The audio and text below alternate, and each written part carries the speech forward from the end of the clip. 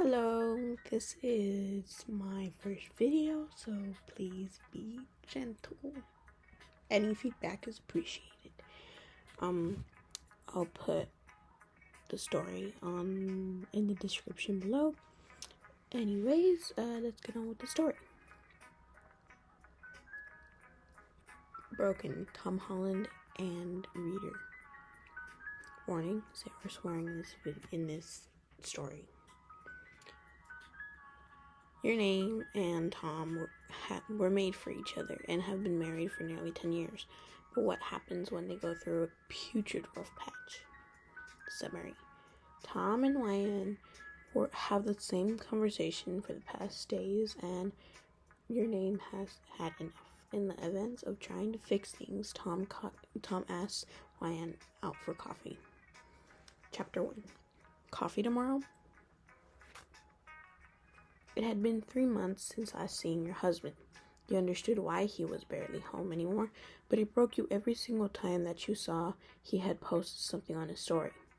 Hell, at this point, you wouldn't be surprised if he called you telling you that he would book a hotel since he was too tired from a long day at set and didn't want to have to take the 45-minute drive back to your shared apartment. You were sitting on your couch, tears rolling down your face for what seemed like the 1,000th time that week. The faint ringing of your phone brought you back to reality. Speak of the devil, you thought as you wiped your tears away, cleared your throat, and answered the phone. Hi, my sweet YNN. You cringed at the mention of your nickname he gave you when you started dating. Hey, Bubs. You strained your voice, trying to make it seem as normal as possible for Tom not to notice your cracking voice. It was no use. Tom was used now to calling you around 11 at night, telling you that he wouldn't make it home since he was highly exhausted from the long day on set. He could tell when something was wrong with you, but lately he had been oblivious to the situation. He hadn't even tried to spare at least 45 minutes of his time just to come home and be with you. Tom's POV. I didn't understand why I never wanted to go back home. I always longed for your name's touch, to see her sweet smile and beautiful dimples when she laughed. During shooting or after a long day on set, she was all I could think about. That's why it seemed strange to me when I called your name, the love of my life, to let her know that I would be booking a hotel that night. I was already a regular at the hotels nearby. I don't know how long it had been since I last saw her. I think about 2-3 months. I missed her so fucking much, but I just had that gut feeling that going home wasn't the best decision. Author's POV.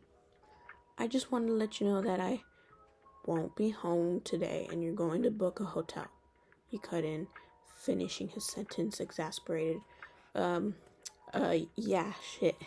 I'm gonna go now. I still have to talk with John. Your heart broke every time Tom spoke. It broke to know that this was probably the only way you'll hear his voice for days to come.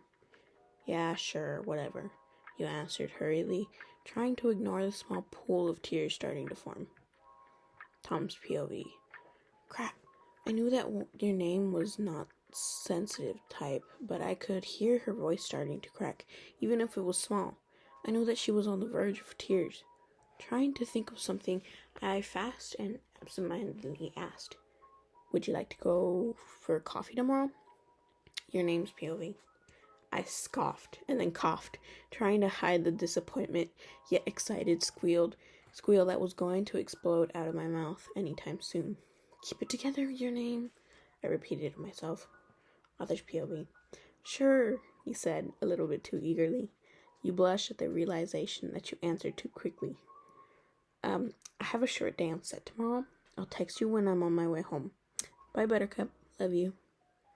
Okay, sounds good. See you tomorrow. Night, Bubs. Love you. Okay, so I'm not sure if that was a good amount of dialogue or interaction in general, but I hope it is. I really hope you enjoyed this chapter. Not sure how I'm feeling about it. Any feedback is appreciated. And please let me know if I should continue writing the story. Have a good day or night, wherever you are.